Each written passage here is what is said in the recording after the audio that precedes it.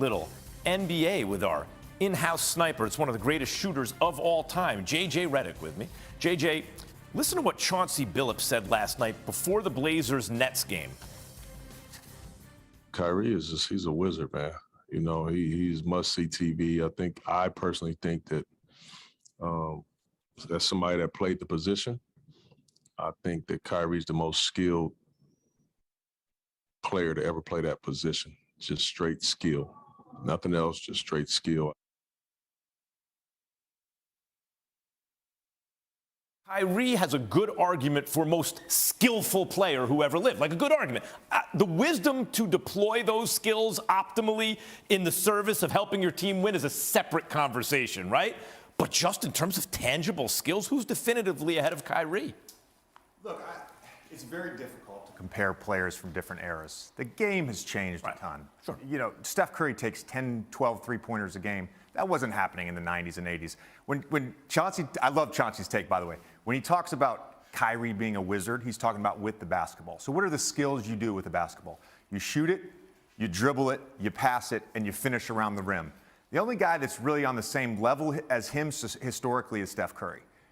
To me, those are the two most skilled players. The thing about Kyrie that makes him so unique is something I like to call creative brilliance. There's a creativity to his game off the dribble. There's a creativity to finishing around the rim that really no one else has had at his elite level. I got to say, I think Kyrie has better handles. Like if you have to, like Steph, it looks like I'm going to do this and they're good enough to get away with it. Kyrie, it's like on a string. Okay. Steph shoots better, of course, right? Okay. But if you had to layup package Kyrie. All right. I thought about this today. Right? I thought about this today. I looked this up. For his career, Kyrie in the restricted area, just under 61%. For his career in the restricted area, Steph Curry, just under 65%. Oh, JJ comes with stats. It's important. No, so we can talk about the highlights and the reverse layups and switching hands midair. The creative brilliance. That's what I'm talking about. Right. But Steph gets it done around the rim just as good as Kyrie does. It's interesting. Since we're talking about great guards, just a great matchup tonight, JJ. Warriors' second game with Klay back, taking on Ja Morant and the hottest team in the league right now. Grizzlies are on a 9-game tear. So let's take it one team at a time. What are you going to be watching for from the Warriors? I'm still curious as to how Klay Thompson blends into this team. They've got the best record in the NBA. To me, what has made him so good historically is his elite two-way talent. His desire to take on a challenge night to night. I'm going to guard James Harden. I'm going to guard Kyrie Irving. I'm going to guard Damian Lillard deep in the playoffs. What does he do tonight? He probably won't play more than 22, 24 minutes, but how much is he matched up against Ja Morant, who over the last 8 games is playing at an MVP level? That's always coming off lower extremity injuries. It's always like the shooters are still going to shoot. Yes. Can they defend still, right? Yes, exactly. That's the question. Can he move the same way he moved 2 years ago? On the other side of the ball, the Grizzlies have been going nuts lately. What are you looking for from them? Well, first of all, Ja Morant is must-see TV. Oh he had God. 2 of the most incredible highlights we've seen this season in the block and then the alley-oop dunk where his head almost hit the rim against the Lakers. The guy I'm looking for there is Desmond Bane, though.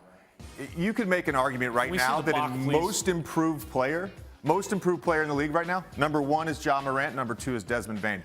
Over his last 8 games, 23 points a game, shooting 50% from 3. He's been amazing.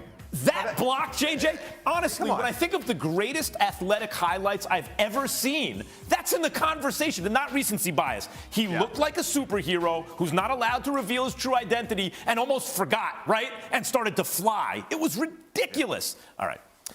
Thank you, JJ. Thank you. Excellent. Well, it took 941 days, but Klay Thompson was back last night, returning from an injury and then a torn Achilles, a separate injury. He dropped 17 in 20 minutes. I'm here with our resident hoop star, Shanae Ogwumike. Shanae, is that okay if I call you our resident hoop star, or do I need to also mention Absolutely. Okay, I'm glad. Well, we were all worried about whether we see the Klay of old, right? Did you see that guy last night? One second, Max. Klay area. I am so excited, not just as someone who played in the Bay Area, but every basketball fan was super excited to see Klay Thompson back in a Warriors jersey. And yes, this is the guy that we have always known. So the answer to your question is absolutely. You mentioned it. 941 days, too long. 177 games he missed. Way too long. And what I loved in the first game back, as you're seeing these highlights, is that he did not wait for his opportunity. He took it. First play of the game, scored. And then that thunderous dunk, and then my favorite thing, the face right there, the Fizz face, as they say in the Bay Area. So it was an amazing return for Klay Thompson. I feel like that's probably one of the special moments, not only for him, but his entire team. I'm going to call him Klay. I'm going to call him Klay. I mean, like, if they come back and win the championship this year, he's going to have to change his name to Ali Thompson. Does the return of Klay Thompson make the Warriors the favorite to come out of the West, Shanae?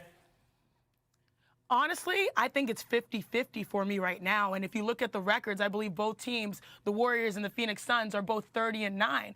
And so the Warriors have a test with their upcoming games, the upcoming road schedule. But right now, I think it's neck and neck between the Bay and the Valley boys. And I'll say this, the one caveat that I've always said about, the Bay Area and Steph Curry and the Warriors, they don't have a true center. You know who does? DeAndre Ayton emerging as a baller, potentially first-time All-Star for Phoenix. That's the X factor in a matchup where, okay, maybe James Wiseman comes back. So I love the Warriors. I love what they've been able to do. I think they are favorites, co-favorites with the Suns, and I give maybe potentially a nod in a series, maybe at this point, given health and circumstances later on, based on that center position that the Phoenix Suns have. Draymond Green has been able to hold it down, but the reality is these two teams are the best in the West. They have different strengths, but right now, I feel like both teams are making their cases to be in that finals, Western Conference Finals. And Ayton is getting better. He was already got better, and then he's gotten better again, it seems. All right, Klay Thompson was the story of the night, Shanae, but the play of the night belonged to the player the Warriors face tomorrow night, Ja Morant. Shanae, please take a look at this block. I mean, come on. How is Avery Bradley supposed to deal with friends and family after this one? Like, what do you do? Oh, my goodness! Say what? What? I love this, Max, for multiple reasons. Max, look at how it's Russell Westbrook that missed, the ball, the rebound after Ja blocked it. I think it's crazy in these amazing moments. Those two guys, Russ and obviously Ja, are probably the most athletic point guards we have seen the last 10 or so years. But this is an example of why, the Memphis defense has been superb as of late during their win streak. They lead the NBA in average blocks, in average steals, and in average rebounds. Their defense has been going crazy. When you have plays like that, what Ja Morant just showed, that'll just catalyze your team. And there's a reason why they're, I think, right now, number 2 in our power rankings. Who would have thunk it?